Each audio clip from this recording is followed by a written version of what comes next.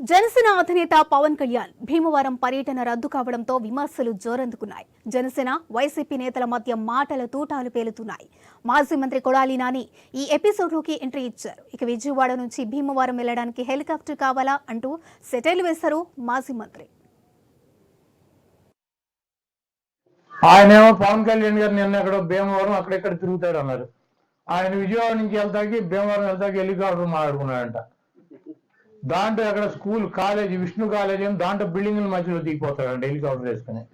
వాళ్ళు ఆర్ఎన్బి వాళ్ళు ఫైర్ వాళ్ళు వెళ్ళి అరే బాబు ఇదేవి రెక్క వెళ్ళి దీనికి అంత తగిలిందంటే ఏదో ఒకటి ప్రమాదం వస్తుంది, మళ్ళీ తర్వాత ప్రభుత్వానికి ఇబ్బంది వస్తుంది, మేము ఏదో చేసామంటారు కాబట్టి ఇక్కడ కాదు నువ్వు ఊరు బయట ఎక్కడ దిగి ఊళ్ళోకి రమ్మని చెప్తే కాదు నాకు ఇక్కడే కావాలి లేకపోతే నేను వెళ్ళని ఆయన మంగళగిరిలో కూర్చున్నాడు.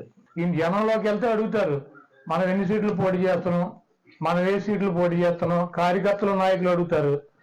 ఈ 4